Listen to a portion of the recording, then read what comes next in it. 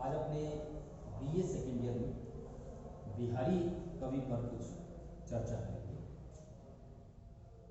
रीतिकाल की रीतिसिद्ध काव्यधारा के कवियों में बिहारी का अलग स्थान है, क्योंकि बिहारी ने सतसई लिखा। 713 दोहे जिस सतसई में है, 713 दोहे, याद रखें आप।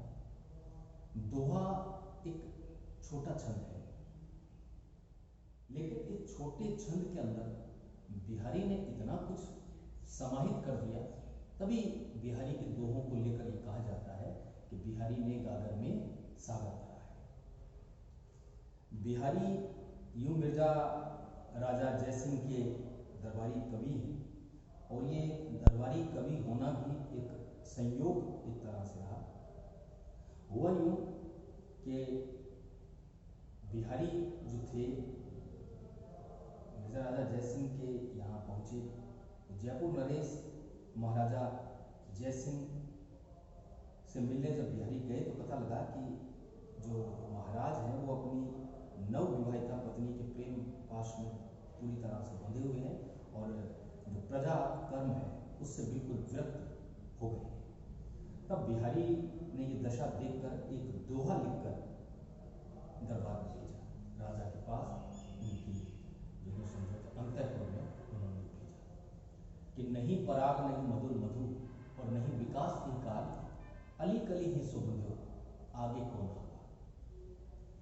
तो इस दोहे को पढ़कर, क्योंकि गुणी थे स्वयं मिर्जा राजा जयसिंह, उन्हें लगा कि यार ऐसी बात कहने वाला जो व्यक्ति है वो कोई साधारण तो हो नहीं सकता। तो उन्होंने मिर्जा जी को बुलाया, बिहारी को बुलाया, और बिहारी को बड़े मान सम्मान के साथ अपने दरबार में रखा। दरबारी कवि होने का सौभाग्य उन्हें वहाँ प्राप्त हुआ, और कहा जाता है कि उन्हें इसी तरह के दोहे लिखने के लिए मिर्जा जी ने कहा, मिर्जा राजा जयसिंह ने कहा, और प्रत्येक दोहे पे कहते हैं कि सोने के एक असर की उन्हें भेंट की जाती थी। वो दोहा जिससे बिहारी इस दरबार में प्रवेश कर गए कि नहीं पराग नहीं मधुर मधु और नहीं विकास की काल, अली कली ही सो बोलो। अब भंवरा कली के अंदर इतना बुरी तरह से फंस गया, अनियुक्ति एक की बात लेकर दूसरे अर्थ जहां प्रकट किए जाते हैं। अली कली ही सो बोलो, आगे भंवरे की आज ही ये हालत हो गई है कि वो कली के पाश में इतना बुरी तरह से पड़ गया है। अभी तो उसमें पराग भी नहीं है, अभी तो उसमें मधु भी नहीं है, अभी उसका विकास भी नहीं हुआ है। जब ये पुष्प बन जाएगा तो भंवरे की क्या हालत रहेगी। और मिर्जा जी के संबंध में ये था कि रानी अभी छोटी वय की है, अभी वो कली के जैसी है, कम उम्र की है, कमसिन है। जब ये पूर्ण विकसित हो जाएगी, पूर्ण यौवन को प्राप्त हो जाएगी, तो आपकी क्या हालत होगी। तो इस तरह से उनके नेत्र खुले और वो अपने प्रजा कर्म में पुनः उसी तरह से लग गए।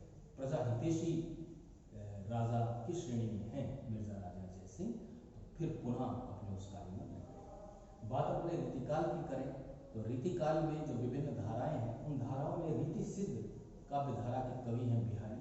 रीति में बंधे नहीं, लेकिन रीति की इतनी तमाम जानकारी थी, और इन जानकारी का उपयोग उन्होंने अपनी सतसई में किया था। इनकी सतसई में अपने को भक्ति, श्रृंगार और नीति, इन तीनों का बड़ा अद्भुत संयोग देखने को मिलता है। इन तीनों भावों को लेकर उन्होंने अपनी इस सतसई में दोहे लिखे, ऐसे दोहे कि जिनका भाव, जिनका अर्थ बड़ा गहरा और बड़ा विस्तृत निकलता है। मिर्जा राजा जयसिंह के यहाँ दरबारी कवि ये हैं। जन्म के बारे में कहा जाता है कि जन्म इनका संवत 1652 में हुआ और देहावसान संवत 1721 में हुआ था। कुछ बातें इनके संबंध में कही जाती हैं। बिहारी का जन्म ग्वालियर में हुआ और वे ब्राह्मण वंश में उत्पन्न हुए थे। उनका बाल्यकाल, उनका बचपन जो था वो बुंदेलखंड में व्यतीत हुआ। केशव और केशव राय क्रमशः इनके गुरु और पिता थे। बाल्यकाल के बाद वे ब्रज प्रदेश में आकर बस गए। मथुरा में इनकी ससुराल थी। बिहारी के आराध्य देव जो थे भगवान श्री कृष्ण और राधा हैं। वे दरबारी कवि थे और उन्हें जोधपुर और जयपुर के राजाओं से वृत्ति बाकायदा मिलती थी। बिहारी की पत्नी भी कहते हैं कि बड़ी कुशल व्यक्ति थी। बिहारी का बाल्यकाल बुंदेलखंड में ही बीता और वहाँ उनकी भेंट महात्मा नरहरिदास से हुई थी और बिहारी ने काव्य परंपरा का ज्ञान बुंदेलखंड में ही प्राप्त कहते हैं कि किया था। बिहारी अत्यंत प्रतिभाशाली कवि थे। दरबारी कवि होने के कारण उन्हें तत्कालीन परिस्थितियों में श्रृंगारपूर्ण रचनाएं भी लिखनी पड़ती थी। नीति और भक्ति में उनके मन मस्तिष्क पर छाई हुई थी। भक्ति भाव संभवतः पत्नी की मृत्यु के बाद जागा हो, ऐसा कई आलोचक समीक्षक हिंदी के विद्वान वो ऐसा उनके काव्य को पढ़कर ऐसा मानते। नारी सौंदर्य चित्रण में तो बिहारी अप्रतिम थे। उनका अन्य कोई जोड़ नहीं था। ऐसी उन्होंने श्रृंगार की, ऐसे श्रृंगार के दोहे उन्होंने लिखे हैं। नारी के अंग अंग की छवि उतारने में उनको दोहा जैसा छंद उनके हाथों में यूँ कहते हैं कि पूरी तरह से सफल हुआ था।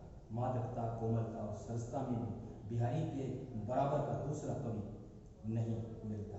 हाँ, बिहारी का जो विरह है वो कुछ अतिशयोक्तिपूर्ण बन रहा है, जहाँ यूँ थोड़ा सा वो मजाक जैसा प्रतीत होता है। जैसे एक दोहे के अंदर कि वो कहते हैं बिहारी, कोई एक ऐसी नायिका है जो अपने प्रिय से दूर है, तो उस प्रिय से दूर होने के दौरान जिस तरह से वो ठंडे सांस लेती है, लंबे सांस लेती है, तो कहते हैं कि इत आवत चली जात उत, इत आवत चली जात उत, लगी छसातक हाथ, चढ़ी हिंडोरे सी रही, लगी गुस्सा संसार। सांसों के साथ कभी इधर जाती कभी उधर जाती, यूं प्रतीत होता है कि जैसे वो झूले के ऊपर बैठी। ये बात कुछ अतिशयोक्तिपूर्ण है। तो इस तरह के दोहे भी हम मान सकते हैं कि दरबारी कवि होने के कारण इस तरह चमत्कार करने वाले दोहे भी उन्हें लिखने पड़ते होंगे, क्योंकि वो समय वो प्रस्तुतियाँ इसी तरह की थी कि बहुत सारे लोग राजकवि बनने की दिशा के अंदर प्रवृत्त होते रहते थे। तो इसलिए कवि को बड़ा चौकन्ना होना पड़ता था और राजा का मनोविनोद भी एक तरह से करना पड़ता था ऐसी बातों से। मुक्तकार के रूप में बिहारी की प्रशंसा विभिन्न आलोचकों ने की है। आचार्य रामचंद्र शुक्ल ने यहाँ तक लिखा है कि मुक्तक कविता में जो गुण होने चाहिए वो बिहारी में अपने चरमोत्कर्ष पर पहुंचा है, इसमें कोई संदेह नहीं। एक मुक्तक कहते हैं जो पूर्णतः मुक्त होता है, एक दोहे का दूसरे दोहे से ये कोई संबंध नहीं होता, अपने आप में पूर्ण होता है वो दोहा। उस एक दोहे को पढ़ के उसका अर्थ आपने प्राप्त किया, फिर उसके बाद में जो अगला दोहा पढ़ते हैं उसका उस पहले दोहे से या उसके बाद आने वाले दोहे से किसी तरह का कोई संबंध नहीं होता। ये मुक्तक है, प्रबंध से भिन्न जो कविता की शैली है। हमारे विचार से बिहारी की कविता में गुणों के साथ साथ अनेक दोष भी विद्यमान है, अतः उनका महत्व निर्धारित करने से पूर्व उनके दोनों पक्षों पर समय रूप से विचार कर लेना चाहिए। ये बात बिल्कुल दुरुस्त जो पुस्तक के लेखक हमने लिखी है, लेकिन इसके बावजूद अपने यही माने कि बिहारी जो थे इस रीतिकाल में एक ऐसे कवि हैं जिनके भक्ति और नीति और श्रृंगार इन तीनों ही तरह के उत्कृष्ट दोहे अपने को मिलते हैं। हाँ, हो सकता है कि इस दौरान कुछ दोहे ऐसे भी हों जो थोड़ा मतलब उस बिहारी के उस पद जैसे न हो, बिहारी के उस रुतबे जैसे न हो, लेकिन हम मान सकते हैं कि रीतिकाल की परिस्थितियों को देखकर ये दोहे किसी ऐसी मन स्थिति में उन कवियों को लिखने पड़े। बहरहाल कुछ दोहों का अपने वाचन करते हैं, पढ़ते हैं, उनकी व्याख्या मैं आपको समझाता हूँ जो कविता परीक्षा की दृष्टि से अति महत्वपूर्ण बन पड़े। पहला उनका दोहा जो राधा की स्तुति में उन्होंने लिखा कि मेरी भव बाधा हरो राधा नागरी सोय, मेरी भव बाधा हरो राधा नागरी सोय, जातन की झाई परे श्याम हरित दुति हो। मेरी सांसारिक जो बाधाएं हैं उनका हरण करो, उन बाधाओं को आप समाप्त करो। राधा नागरी सोय, राधा नागरी, आप मेरी समस्त सांसारिक बाधाओं को दूर करो। आप कर सकती हैं ऐसा, क्योंकि आप वो हैं जातन की झाई परे श्याम हरित दुति हो। आपको देखकर भगवान श्री कृष्ण भी हरे हो जाते हैं, प्रसन्न हो जाते हैं। तो मेरी सांसारिक बाधाएं आपके सामने क्या कितनी बड़ी हैं जिनको आप दूर नहीं कर सकते। तो इस तरह के दोहे बिहारी जी ने लिखे हैं। पहला उनका दोहा है कि शीश मुकुट कटिकाच में, भगवान श्री कृष्ण के रूप का वर्णन करते हैं कि शीश मुकुट, भगवान ने शीश पे मुकुट लगा रखा है, कटिकाच में, और कमर पे उन्होंने काचनी जो धोती का एक विशेष रूप से बांधने का जो ढंग है, छोटी रहती है यूँ आकार में और पीछे की तरह ये दबाई जाती है, दोनों उसके जो पल्ले हैं पीछे की तरह दबाई जाती है। जिस तरह की मूर्तियों में अपने भगवान श्री कृष्ण की मूर्तियों में जिस तरह की धोती उनकी देखते हैं, पीले रंग की धोती है। शीश मुकुट कटिकाचनी कर मुरली हाथ में मुरली उर्माल और गले के अंदर, हृदय के अंदर, छाती पर उन्होंने एक माला पहन रखी। ये रूप बता रहे हैं बिहारी अपने भगवान का कि शीश मुकुट कटि काचनी कर मुरली उर्माल, यही बानक मोह मन बसे सदा बिहारी लाल। बिहारी लाल कहते हैं कि मैं इसी छवि को अपने मन में बसाना चाहता हूँ, अन्य छवि मुझे नहीं चाहिए, मुझे वही छवि चाहिए जो मेरे मन में पहले से बसी हुई है, जैसी मैं मानता हूँ कि भगवान की ऐसी छवि, अन्य किसी छवि को मैं समझता ही नहीं। जैसे तुलसीदास बाबा के बारे में भी कहा जाता है कि तुलसीदास बाबा भगवान की भक्ति में लगे हैं, भगवान राम की। तो हनुमान जी ने कहा कि हनुमान जी से उन्होंने निवेदन किया कि भगवान के दर्शन मुझे भी कभी हो हनुमान, ऐसा कोई उपाय हो। तो हनुमान जी ने उन्हें बताया कि इस तरह से भगवान चित्रकूट पे आएंगे और आप उनको पहचान लो, मैं आपको संकेत भी बता दूँ। तो उन्होंने संकेत बताया कि चित्रकूट के घाट पे भाई संतन की भीड़ और तुलसीदास चंदन से तिलक करे रघुवीर भगवान के मस्तक पे वो तिलक कर रहे हैं, और वो जिसके आप तिलक कर रहे हैं वो भगवान ही है। लेकिन फिर उसके बाद में जब हनुमान जी से उन्होंने कहा कि कहाँ भगवान आए कि आपने जो तिलक किया मैंने आपको बताया ना कि भगवान आए, कि नहीं मैं ऐसे नहीं मानूंगा, मैं तो भगवान को वैसे मानूं कि उनको मुकुट लगा है, उन्होंने धनुष बाण तरकस उनके लगा है और वो मेरे सामने खड़े, तब मैं मानूँ। तो वही भाव यहाँ पे बिहारी जी का है। बिहारी जी कहते हैं कि मैं भगवान के उस रूप को चाहता हूँ, उस रूप को अपने हृदय में बसाना चाहता हूँ कि शीश मुकुट, शीश पे मुकुट हो, कटी काचनी, कमर पे उन्होंने काचनी धोती जो बांध रखी है, शीश मुकुट कटी काचनी कर मुरली, हाथ में उनके मुरली उर्माल और गले के अंदर माला, तो ये बानक मोह मन बसे सदा बिहारी, इसी रूप में भगवान मेरे मन में बसे लाए। यही बिहारी लाल का भगवान से आग्रह है, भगवान से निवेदन है।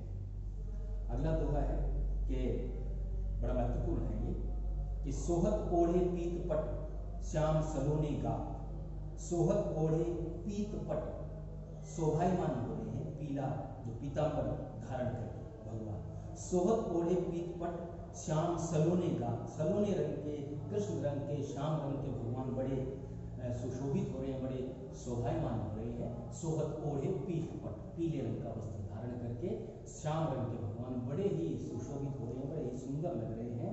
कैसे लग रहे हैं? मनो नीलमणि शैल पर आतप पर्यो प्रभात, ऐसा लगता है जैसे किसी नीले पहाड़ के ऊपर भगवान का रंग है, नीले पहाड़ के जैसा उनका रंग है, नीले रंग के, श्याम रंग के जिन्हें अपने कहें, और उस पे पीतांबर उन्होंने धारण कर रखा है। तो बिहारी जी को यूँ लगता है कि सोहत ओढ़े पीत पट श्याम सलोने का, हाँ, सोहत ओढ़े पीत पट श्याम सलोने का, मनो नीलमणि शैल पर, ऐसा लगता है मानो नीलमणि शैल पर, नीले पहाड़ के ऊपर, आतप पर्यो प्रभात, सुबह का जो प्रकाश है वो पड़ रहा है, वो पीला वस्त्र सुबह के प्रकाश जैसा प्रतीत होता है, और भगवान का रंग जो है वो नीले पहाड़ के जैसा लग रहा है। अब इसमें मनो शब्द के द्वारा इन दोनों की तुलना की, उपमा अलंकार से भिन्न ये अलंकार बन जाता है, क्योंकि इसमें मनो शब्द का इस्तेमाल कवि ने किया है। जनु जानो मनो मानो, ये जो शब्द है इन्हें उत्प्रेक्षावाचक शब्द कहते हैं, और इस तरह अलंकार इस दोहे के अंदर उत्प्रेक्षा है। समझ गए आप? अगला दोहा अपने लेते हैं। क्या कहते हैं कि तोपे वारों उर्वशी सुन राधिके सुजान, हे राधे मैं तुम पे उर्वशी को न्योछावर कर सकता हूं। तोपर वारों उर्वशी, उर्वशी भगवान इंद्र के दरबार में नृत्य करने वाली अद्भुत सुंदरी जो नर्तकी है गंधर्व जाति की, तोपर वारों उर्वशी सुन राधिके सुजान, हे सुजान राधिके मैं तुम्हारे ऊपर उर्वशी को न्योछावर करने के लिए तैयार हूं, तुम इतनी सुंदर हो। तोपर वारों उर्वशी सुन राधिके सुजान, तू मोहन के उर्वशी, तू भगवान श्री कृष्ण के हृदय के अंदर बसी है, उर्वशी अलग अलग कर दिया, उर का मतलब हृदय, बसी का मतलब बसी, तुम भगवान के हृदय के अंदर बसी हुए उर्वशी समान, तो उर्वशी के समान ही है, किसी तरह उससे कम नहीं है। समझ गया?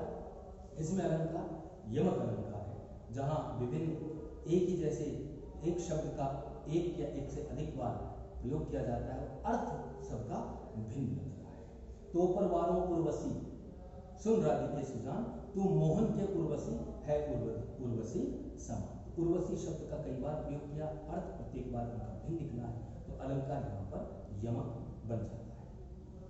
अब अगला है ये वो दोहा जिससे बिहारी का गागर में सागर भरने वाली बात जो है वो सत्य साबित होती है कि बतरस लालच लाल की मुरली धरी लुकार, बतरस, बातों में जो आनंद मिलता है ना, उसकी प्राप्ति के लिए भगवान ने कहा कि भाई मेरा समय हो गया, अब मैं चलूँ राधा। तो राधा ने क्या किया, भगवान को मना नहीं किया, और उसे पता है कि भगवान जाते हुए अपनी जो ये मुरली इसको जरूर लेकर जाते हैं, तो उन्होंने मुरली को छुपा दिया। बतरस लालच लाल की मुरली धरी लुकाए, उस मुरली को उन्होंने छुपा दिया। बतरस लालच लाल की मुरली धरी लुकाए, सोह करे भोहन हंसे और देव कहे नट जाए। अब भगवान उसे कसम देते हैं कि राधा तो बता कि तूने तो नहीं, तो नीचे गर्दन करके हंसती है, तो भौहें जो हिलती है, तो उन भौं के हिलते से उसका हंसना प्रतीत हो जाता है। भौं हिलती है, नीचे गर्दन करके हंस रही है। सोह करे भवन हंसे और देव कहे नट जाए। जब देने के लिए कहते हैं भगवान कि मुझे दे दे, तो वो मना कर देती है। बतरस लालच लाल की मुरली धरी लुकाए, सोह करे भवन हंसे और देव कहे नट जाए। जब देने के लिए कहते तो नट जाए। बिहारी की भाषा ब्रज है, रीतिकाल की भाषा ब्रजी है। बिहारी की ब्रज बड़ी सरस, बड़ी मीठी भाषा है, उसी में उन्होंने अपने दोहे कहे। अब ये प्रेम का एक दोहा है। प्रेम की चाल को समझना बड़ा मुश्किल होता है। क्या कहते हैं कि या अनुरागी चित्त की, अनुराग प्रेम हृदय की, प्रेम प्रेम हृदय की जो गति है ना, इसको कोई समझ नहीं सकता। या अनुरागी चित्त की गति समझे नहीं, उसकी गति को कोई समझ नहीं सकता। जो जो बूढ़े श्याम रंग त्यों त्यों उजलो हो। जैसे जैसे भगवान श्री कृष्ण की भक्ति के उस श्याम रंग में व्यक्ति डूबता जाता है, वैसे वैसे वो उजला होता चला जाता है। श्याम रंग में डूबने से व्यक्ति श्याम होता है, काला होता है, वो उजला नहीं होता। लेकिन यहाँ उजला हो रहा है तो विरोधाभासी, विरोध का सा आभास प्रतीत होता है, तो विरोधाभासी अलंकार है। लेकिन ये भगवान की भक्ति का रस है, जिसमें व्यक्ति अगर डूबता है तो उसके मन के मैल जो है वो समाप्त हो जाते हैं और उसका उज्जवल रूप निकलकर अपने सामने प्रकट होता है। इसीलिए कहा है कि अनुराग भरा जो हृदय होता है, भगवान की भक्ति में पड़ा हुआ जो हृदय होता है, उसकी गति को कोई नहीं समझ सकता। वो जितना उस रंग में उतरता है उतना ही वो उजला होता चला जाता है। अब अगला है, ये अतिशोक्तिपूर्ण दोहा है, श्रृंगार का दोहा है। क्या कहते हैं कि डीठ न परत समान दुति, डीठ न परत समान दुति, दुति का मतलब होता है चमक और डीठ का मतलब होता है दृष्टि। डीठ न परत समान दुति कनकु कनक से गात, डीठ न परत समान दुति कनकु कनक से गात, भूषण कर कर्कश लगत परस पिछाने जात। अब नायिका में क्या है कि सोना पहन रखा है और सोने के साथ उनका जो शरीर है नायिका का, वो भी बड़ा गोर वर्ण का है, सोने के जैसा है। तो पता ही नहीं लगता कि कहाँ पर सोना पहना हुआ है और कहाँ पे नायिका का शरीर दिख रहा है। तो ये कैसे पता लगता है कि भूषण कर कर्कश लगे। भूषण जो होते हैं, आभूषण जो है, सोना जो है, वो हाथों को छूने से बड़ा कर्कश प्रतीत होता है। परस पिछाने का, चमड़ी जो है वो कोमल है और सोना जो है वो कठोर है। तो इस वजह से ही पहचाना जाता है, अन्यथा उस समान चमक के कारण पहचाना भी नहीं जा सकता है कि नायिका ने कहाँ पे तो स्वर्ण धारण कर रखा है और कहाँ पे उनका शरीर जो है वो दिख रहा है। ये अतिशयोक्ति अलंकार दिख गया। सोने की चमक अपने आप में सोने की होती है, चमड़ी के अंदर चाहे कितना भी गोर वर्ण का व्यक्ति हो उतना चमक उसमें नहीं होती जितनी सोने के अंदर चमक। तो ये अतिशयोक्ति अलंकार बन गया है। अब अगला लिखते हैं कि दृढ़ ऊर्जत टूटत कुटुंब और जुरत चतुर्चुत, दृढ़ ऊर्जत टूटत कुटुंब और जुरत चतुर्चित प्रीत। दृढ़ ऊर्जत, आंखें उलझती है, परिवार टूटती है ना। किसी के साथ स्नेह हो गया, प्रेम हो गया, तो प्रेम का मतलब ये हुआ कि दोनों परिवारों के अंदर बाधा उपस्थित हो जाती है, एक तरह से विमनस्य उनमें हो जाता है। दृढ़ ऊर्जत टूटत कुटुंब और जुरत चतुर्चित प्रीत, और जो सयाने लोग हैं उनके हृदय के अंदर प्रीत जो है वो गहरी हो जाती है, प्रेम जो गहरा हो जाता है। परत गांठ दुर्जन भी, जो दुर्जन व्यक्ति होते हैं उनके हृदय के अंदर गांठ पड़ जाती है। वो नहीं चाहते कि नायक का नायिका से प्रेम हो, नायिका और नायक एक दूसरे से प्रेम करते हैं, तो इस प्रेम के कारण जो दुर्जन व्यक्ति होता है, जो बुरा व्यक्ति होता है, जो नहीं चाहता कि इस तरह का प्रेम जो है वो फलीभूत हो जाए और इनका आपस के अंदर विवाह जैसा कार्यक्रम तय हो जाए, तो इस वजह से उस दुर्जन व्यक्ति के हृदय के अंदर गांठ पड़ जाती है। दई नई ये कहते हैं कि नया ही तरीका है। भी आंखें उलझती है, परिवार टूटते हैं और उन जो प्रेम भरे हृदय जो है उनके अंदर आपस के अंदर प्रीत जो है वो गहरी हो जाती है और दुर्जन व्यक्ति बिना मतलब कि अपने हृदय के अंदर बेमनस्य की गांठ बना लेता है। ये एक नई ही रीत इस प्रेम के अंदर देखने को मिलती है। अब ये दोहा जो जैसा मैंने आपको बताया बिहारी के विरह का दोहा, जिसके अंदर यूँ समझो कि अपने अतिशोक्ति अलंकार बन गया है और पूरी तरह से अतिशोक्ति और मजाक जैसा प्रतीत होता है कि विरह। क्या कहते हैं कि इत आवत चली जात उत चली छसा तक हाथ, इत आवत चली जात उत चली छसा तक हाथ, चढ़ी हिंडोरे सी रही लगी उषा संसार। जो ये गहरी सांसें लेती है नायिका नायक के विरह के अंदर, तो जब सांस को खींचती है तो पीछे चली जाती है और सांस को छोड़ती इतनी कृशकाय हो गई है कि सांस के साथ ही आगे पीछे वो चलती रहती है। तो इसमें अतिशोक्ति अलंकार हो गया है। कोई व्यक्ति कृश हो जाता है, कमजोर हो जाता है, लेकिन वो इतना कमजोर भी नहीं होता कि सांसों के साथ झूले पर झूलने जैसा प्रतीत हो जाए। अगला है भक्ति का एक दोहा है कि जो होवे त्यों होंगो हो हरि अपनी चाल, जो होवे त्यों होंगो हो हरि अपनी चाल, हठ न करत अति कठिन है मोह तरी वो गोपाल। भगवान से एक तरह के भगवान को चुनौती दे रहे हैं बिहारी लाल। क्या कहते हैं कि जो हुए त्यों होऊंगा, मैं जैसा चाहूंगा ना वैसा बनूंगा, मैं कितने ही बुरे बुरे कर्म करूंगा। जो हुए त्यों होऊंगा हो हरि अपनी चाल, मैं अपनी चाल को अपने चरित्र को नहीं छोड़ूंगा, जैसा मैं करूंगा, जैसा मन में चाहूंगा, जैसी मेरी चाल है, जैसी मेरी प्रकृति है, मैं वैसा ही कार्य करूंगा। आप हट ना कीजिए भगवान। क्या कहते हैं कि हट न करत अति कठिन है मोह तारी वो गोपाल। हे गोपाल, मेरा इस संसार सागर से पार करना बड़ा कठिन है, आपके लिए बड़ी चुनौती है, क्योंकि मैं अपने चरित्र को नहीं बदलूंगा, अपनी चाल को नहीं बदलूंगा, मैं तो ऐसा ही व्यवहार करूंगा जैसा संसार के अंदर व्यक्ति आमतौर पर करता है। मुझे मोक्ष की प्राप्ति आप नहीं करवा सकते। एक तरह से भगवान को चुनौती दे रहे हैं। उन्हें पता है, अपने भगवान पर विश्वास है उन्हें कि भगवान का नाम ही पतित पावन है, जो पतितों को पावन करने वाले हैं, पवित्र करने वाले हैं, तो ऐसे भगवान उनको मोक्ष देंगे। लेकिन भगवान को एक तरह से, क्योंकि भक्त और भगवान के अंदर दरअसल जो रिश्ता होता है ना, बड़ा हट का रिश्ता होता है।